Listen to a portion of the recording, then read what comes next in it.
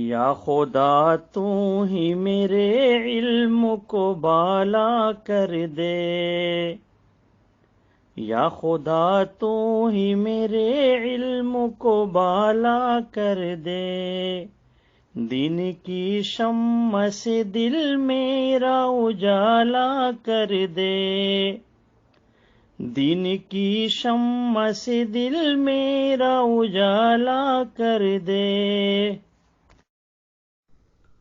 الحمد للہ رب العالمین والصلاة والسلام علی اشرف الانبیاء والمرسلین وعلی عباد اللہ الصالحین۔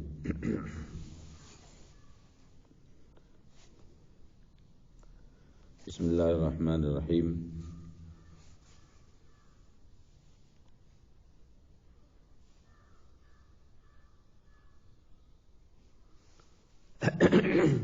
عن ابی ہریرہ رضی اللہ عنہ ان رسول اللہ صلی اللہ علیہ وسلم قال لكل نبی رفیق فی الجنۃ ورفیقی فیہا عثمان بن عفان۔ حضرت ابو ہریرہ فرماتے ہیں کہ رسول اللہ صلی اللہ علیہ وسلم نے فرمایا ہے کہ جنت میں ہر نبی کا ایک ساتھی ہوگا اور میرے ساتھی جنت میں عثمان ابن عفان ہوں گے۔ سنن ابن ماجہ کی اس حدیث میں حضرت عثمان کی فضیلت بیان ہوئی، اس سے پہلے جو ہے حضرت ابو بکر اور حضرت عمر کی فضیلتیں بیان ہوئی۔ اب یہاں پر جو بیان کیا جا رہا ہے کہ اللہ کے رسول فرماتے ہیں کہ ہر نبی کا ایک ساتھی ہوگا جنت میں اور میرا ساتھی عثمان ہوگا۔ جیسا کہ کل میں نے کہا تھا کہ صحابہ اکرام میں جو عشرہ مبشرہ ہیں یہ سب ایک دوسرے کی فضیلتوں میں الگ الگ ہیں، جدا جدا ہیں۔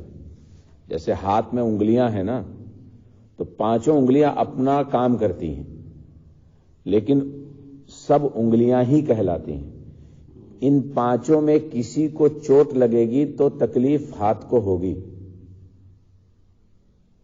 خون کسی ایک سے نکلے گا درد پورے ہاتھ کو ہوگی، اور ہر انگلی کا اپنا ایک کام ہے اور ہر ایک کی الگ فضیلت ہے۔ انگوٹھے کا الگ کام ہے، سبابہ کا الگ کام ہے، بیچ والی انگلی کا الگ کام ہے، چھوٹی انگلی، سارے کام سب کے الگ الگ ہیں۔ ہر کام کو ایک ہی انگلی سے نہیں کیا جا سکتا، کر سکتے؟ اگر ایک انگلی سے سارا کام ہو سکتا تھا تو چار کی ضرورت نہ ہوتی۔ اللہ نے جب پانچ دی ہیں تو پانچوں کا الگ الگ کام ہے۔ عشرہ مبشرہ میں صحابہ اکرام کی ضرورت ایسے ہی ہے، ہر ایک کی فضیلت الگ الگ ہے لیکن ہے مقام سب کا، ہاتھ سب ہے۔ اللہ رسول اللہ دونوں ان تمام سے محبت کرتے ہیں، اور محبت کا نتیجہ یہ تھا کہ رسول اللہ صلی اللہ علیہ وسلم نے ان سب کے نام لے لے کر دنیا میں ان کو جنت کی خوشخبری دے دی تھی۔ زندہ تھے، زمین پہ چلتے تھے، لیکن جنت میں ان کا انتظار ہو رہا تھا، جنت میں ان کے لیے خوشخبریاں اللہ تعالیٰ کی طرف سے نعمتیں تیار کی گئی تھی۔ اسی لیے یہ فضیلت کہ اللہ نے ابو بکر صدیق کے لیے جنت کے 8 دروازے کھول دیے ہیں۔ ابو بکر وہ ہیں کہ جن کا حق رسول اللہ نے فرمایا کہ ہم نے ادا کر دیا ہے سوائے ابو بکر کے، ابو بکر کا حق اللہ ادا کرے گا۔ اللہ نے ان کے لیے جنت کے 8 دروازے کھول دیے ہیں، سارے دروازے بلاتے آ جاؤ، ادھر سے آ جاؤ۔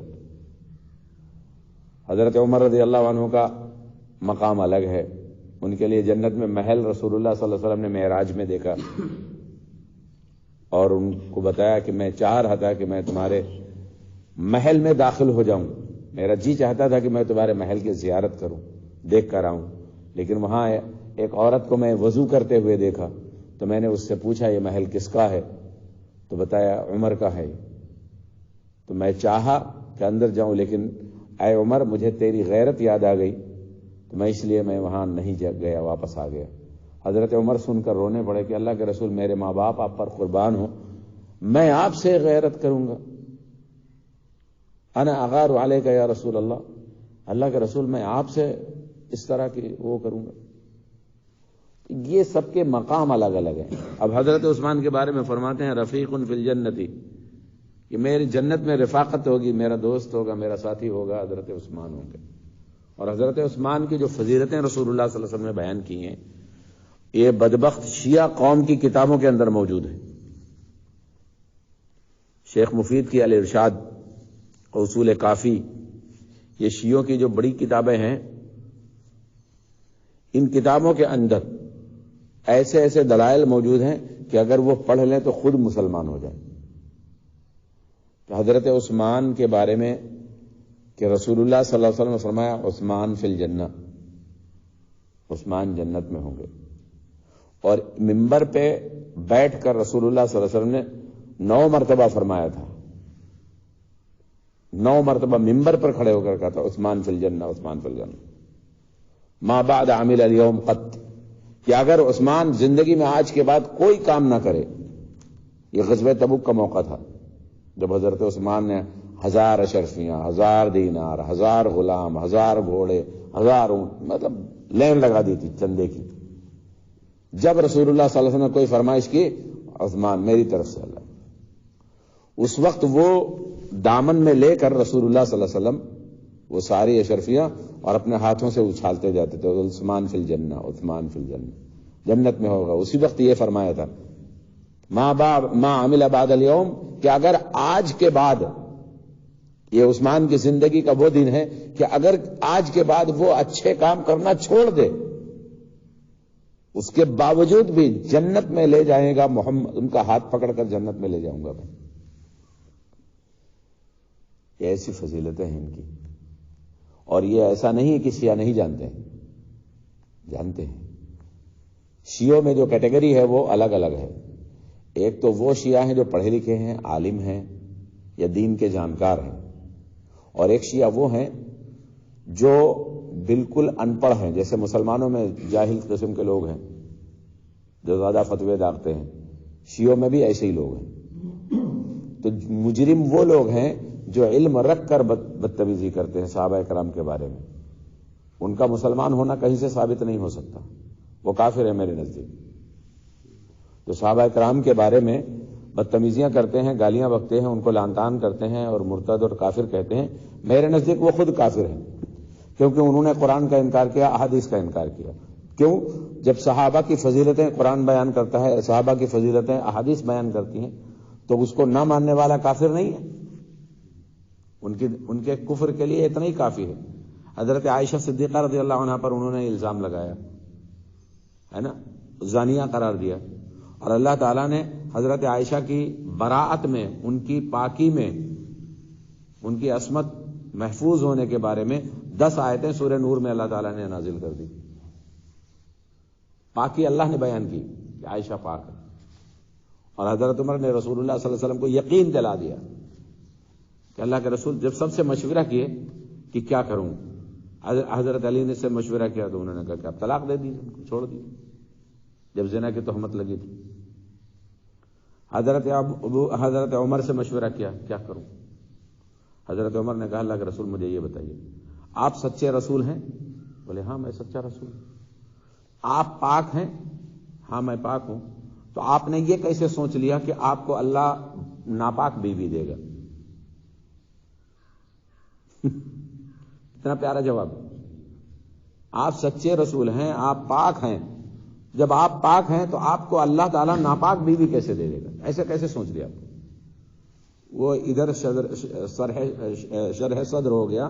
حضرت ابو بکر، حضرت عمر کی بات سے رسول اللہ صلی اللہ علیہ وسلم کو بہت سکون ملا. ادھر سکون ملا، ادھر جبرائیل آ گئے سورہ نور کی 10 آیتیں لے کر.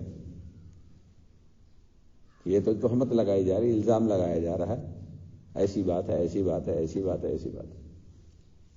اور آگے چل کر دوسرے رکوع میں جو ہے نا، ان الذین یحبون ان تشیع الفاحشۃ، اس کے بعد میں حضرت ابو بکر صدیق کا بیان شروع ہو جاتا ہے، کیونکہ اس میں ایک صحابی تھے جن کا نام تھا مستہ بھی وہ بہکاوے میں آ گئے تھے بیچارے. اور ایک روایت میں یہ بھی آتا ہے کہ حضرت حسان بن ثابت بھی جو ہے نا تھوڑا سا ادھر مائل ہو گئے تھے ان لوگوں کی طرف کہ ایسا ہو سکتا ہے، لیکن اللہ تعالیٰ نے ان کو محفوظ رکھا. تو مستہ جو ہے وہ اس چیز کو بیان کرنے لگے کہ ایسا ہے، ایسا ایسا، الزام میں شامل ہو گئے. حضرت ابو بکر صدیق وہ تھے جو ان کو غلامی سے آزاد کرایا تھا. وہ غلام تھے کہیں کے، انہوں نے آزاد کرایا تھا، بعد میں ان کی پوری دیکھ ریکھ کرتے تھے، ان کے کپڑے، ان کے کھانے، ان کے ساری چیز کا وہ ان کو حضرت ابوبکر جو ہے مدد کرتے تھے ان کی۔ اور جب یہ سنا اپنی بیٹی کے بارے میں کہ وہ منافقین کے ساتھ مل کر ایسی بات کر رہے ہیں، تو حضرت ابوبکر صدیق نے کہا ختم کرو اس کو، کوئی چیز اس کو نہیں دیں گے۔ اللہ تعالیٰ نے ابوبکر صدیق کے اوپر قرآن، ان کے بارے میں قرآن نازل کر دیا، فَلْيَعْفُوا وَلْيَصْفَحُوا أَلَا تُحِبُّونَ أَن يَغْفِرَ اللَّهُ لَهُمْ، ارے معاف کر دو، اس کو درگزر کر دو، تم نہیں پسند کرتے ہو اللہ تعالیٰ مغفرت کر دے۔ حضرت ابوبکر صدیق نے جب یہ آیتیں رسول اللہ صلی اللہ علیہ وسلم سے سنی، معاف کر دیا، پھر ویسے شروع کر دیا، پھر اس میں واللیل میں نازل ہوا ان کے بارے میں قرآن میں، وَسَيُجَنَّبُهَا الْأَتْقَى الَّذِي يُؤْتِي مَالَهُ يَتَزَكَّىٰ وَمَا لِأَحَدٍ عِندَهُ مِن نِّعْمَةٍ تُجْزَىٰ إِلَّا ابْتِغَاءَ وَجْهِ رَبِّهِ الْأَعْلَىٰ وَلَسَوْفَ يَرْضَىٰ، اللہ تعالیٰ اس سے راضی ہو جائے گا، اور وہ جو کچھ دیتا ہے وہ اللہ کے راستے میں دیتا ہے۔ آیتیں سنی، فوراً اپنا ارادہ بدل دیا، اپنا غصہ ختم کر دیا، قرآن پہ حکم آ گیا، جاؤ تمہارے لیے سب کچھ ہے۔ تو اس طرح سے صحابہ کرام کی فضیلتیں قرآن بیان کرتا ہے، اس طرح سے صحابہ کرام کی فضیلتیں جو ہے حدیث بیان کرتی، اور شیعہ بدبخت ان کو وہ کہتے ہیں۔ تو وہ مسلمان کہاں سے ہیں بتاؤ؟ جاہلوں کی بات نہیں، عالموں کی بات ہے، جاہل تو جاہل ہے۔ تو صحابہ کرام کی ساری فضیلتیں الگ الگ ہیں اور ان کا مرتبہ مقام الگ الگ، لیکن کسی کو اونچا کسی کو نیچا نہیں کیا جا سکتا، ہر ایک کی فضیلت الگ ہے نا، ہر ایک کی فضیلت الگ ہے، اور اسلام میں سب نے اپنا اپنا حق ادا کیا۔ عن ابی ہریرہ ان النبی صلی اللہ علیہ وسلم لقی عثمان عند باب المسجد فقال یا عثمان هذا جبریل اخبرنی ان اللہ قد زوجک ام کلثوم بمثل صداق رقیۃ علی مثل صحبتها۔ کتنی پیاری بات اس میں کہی ہے۔ رسول اللہ صلی اللہ علیہ وسلم فرماتے ہیں کہ حضرت عثمان سے مسجد کے دروازے پر ملاقات ہوئی اور فرمایا، اے عثمان دیکھو یہ جبرائیل نے مجھے خبر دی ہے، جبرائیل میرے پاس آئے اور انہوں نے یہ خبر دی ہے کہ اللہ نے آپ کا نکاح، کیا ہے؟ اللہ نے آپ کا نکاح ام کلثوم سے حضرت رقیہ کے مہر کے مثل کر دیا ہے اور انہی جیسی مصاحبت پر کر دیا ہے۔ یعنی رسول اللہ صلی اللہ علیہ وسلم حضرت رقیہ کے ساتھ جو حضرت عثمان کا معاملہ تھا اس سے اتنا خوش تھے جس کی کوئی انتہا نہیں، اللہ بھی خوش تھا۔ بیوی کے ساتھ بیوی کے حقوق ادا کرنے میں حضرت عثمان نے جو حق ادا کیا اس سے اللہ بھی راضی، اس سے رسول اللہ بھی راضی۔ اور پھر حضرت رقیہ کے انتقال کے بعد میں ام کلثوم کا نکاح بھی اللہ نے حضرت عثمان کو دے دی، ام کلثوم کا نکاح بھی کر دیا، اور نبی صلی اللہ علیہ وسلم نے خوشی سے اپنی دوسری بیٹی بھی ان کے نکاح میں ڈال دی۔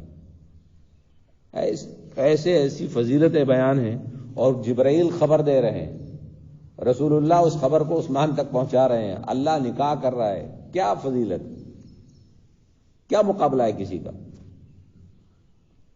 ایسی شخصیات صحابہ کرام میں ہیں، اور شیعہ بدبخت انہی لوگوں کو برا بھلا کہتے ہیں، تو وہ کہیں سے بھی مسلمان نہیں ہیں، ان کی حرکتیں ایسی حدیث کا انکار کرتے ہیں۔ عن کعب بن عجرۃ قال ذکر رسول اللہ صلی اللہ علیہ وسلم فتنة فقربها فمر رجل منقع رأسه فقال رسول اللہ صلی اللہ علیہ وسلم هذا يومئذ على الهدى فوثبت فأخذت بضبع عثمان ثم استقبلت رسول اللہ صلی اللہ علیہ وسلم فقلت هذا قال هذا۔ رسول اللہ صلی اللہ علیہ وسلم حضرت کعب بن حجرہ کہتے ہیں کہ اللہ کے رسول صلی اللہ علیہ وسلم نے ایک فتنے کا ذکر کیا، ایک فتنے کے بارے میں رسول اللہ صلی اللہ علیہ وسلم نے ذکر کیا، فمر رجل منقع، تو ایک شخص راستے میں گزرا سامنے سے، منقع رأسہ، اور اپنا راس اپنا سر ڈھکے ہوئے تھا، فقال رسول اللہ صلی اللہ علیہ وسلم، تو اللہ کے رسول صلی اللہ علیہ وسلم نے اس کی طرف اشارہ کر کے کہا، ھذا یومئذ علی الہدی، اور جب فتنے کا دور ہوگا تو یہ شخص ہدایت پر ہوگا. جب فتنہ واقع ہوگا اس فتنے میں یہ شخص حق پر ہوگا، علی الہدی، ہدایت پر ہوگا، یعنی صحیح ہوگا. حضرت عثمان کے بارے میں فرمایا فوثبت فاخذت بضبعي، تو میں نے چھلانگ لگائی اور چھلانگ لگا کر حضرت عثمان رضی اللہ عنہ کو پکڑ لیا.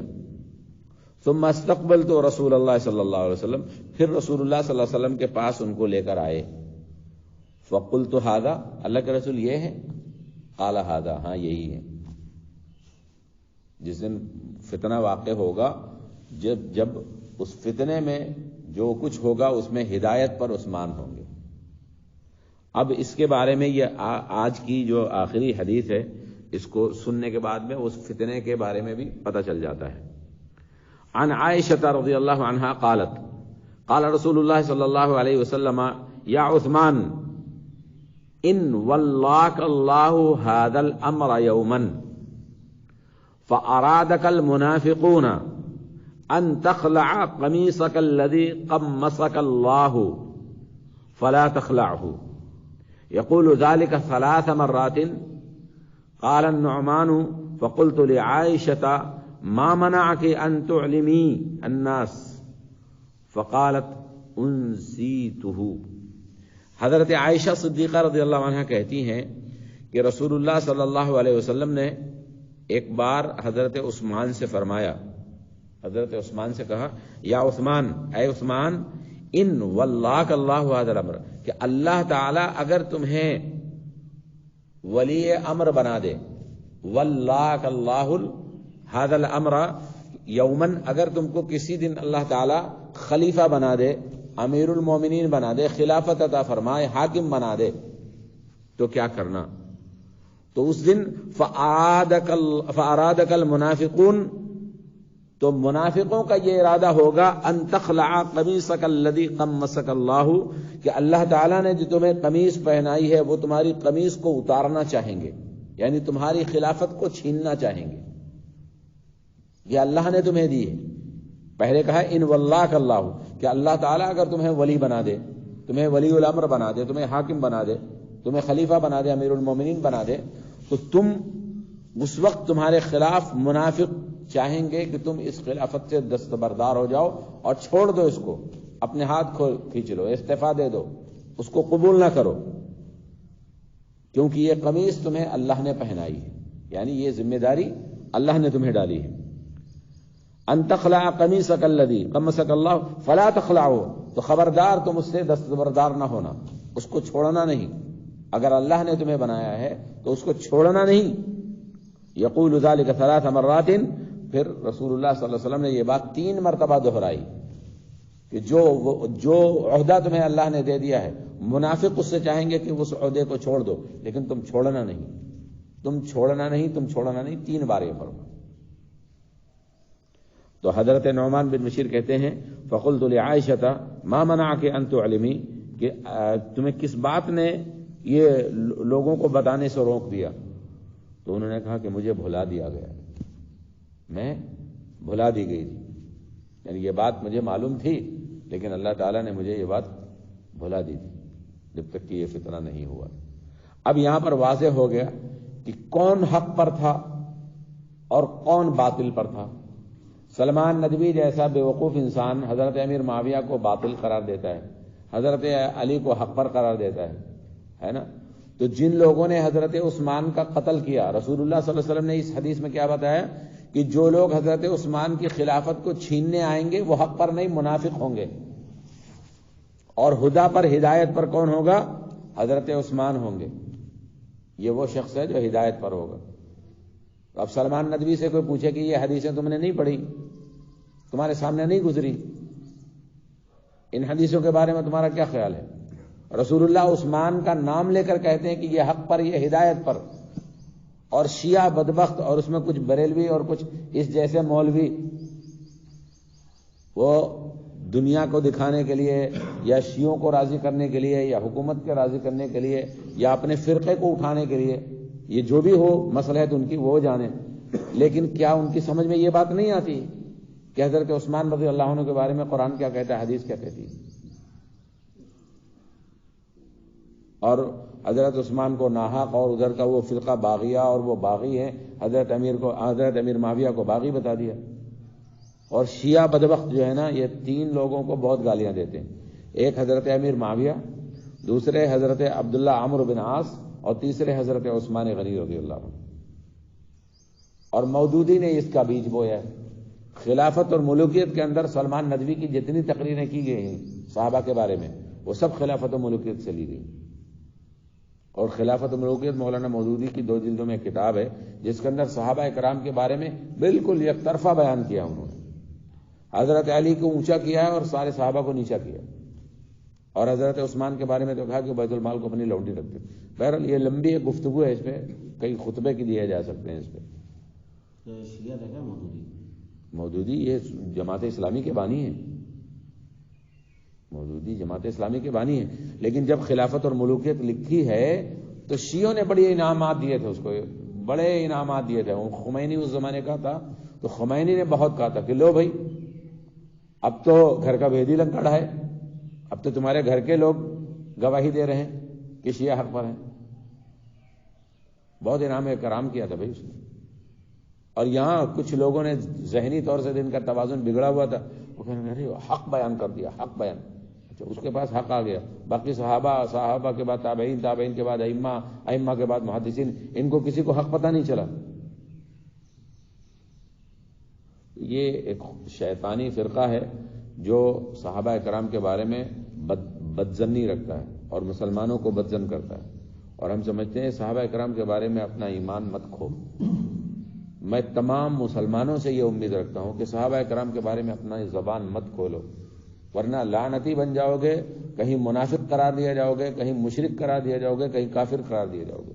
کیونکہ صحابہ کرام کے خلاف زبان کھولنے کا مطلب یا تو قرآن کا انکار، یا تو قرآن کی آیات کا انکار، یا تو احادیث مبارکہ کا انکار. کہیں نہ کہیں جا کر پھنسو گے ضرور. اگر صحابہ کے بارے میں اللہ کے نبی نے فرمایا لا تسبوا اصحابی، میرے اصحاب کو لعن طعن مت کرو، برا بھلا مت کرو، منع کیا گیا. پھر کیوں نہیں مانتے تم؟ نبی کی بھی نہیں مانتے تم تو کہیں نہ کہیں جا کے پھنسو. اس لیے صحابہ کرام کے بارے میں دل صاف رکھنا چاہیے. اس جیسی جماعت نہ کسی کو نبی کو ملی، نہ کسی کے بعد آئی، اور نہ قیامت تک ویسی جماعت آئے گی. یہ ہم سب کا عقیدہ ہونا چاہیے، مسلمانوں کا، سنیوں کا. اللہ تعالی ہم سب کو صحیح سمجھ عطا فرمائے، نیک عمل کرنے کی توفیق عطا فرمائے. آمین یا رب العالمین. سبحانک اللہم و بحمدک، اشہد ان لا الہ الا انت، استغفرک و اتوب الیک.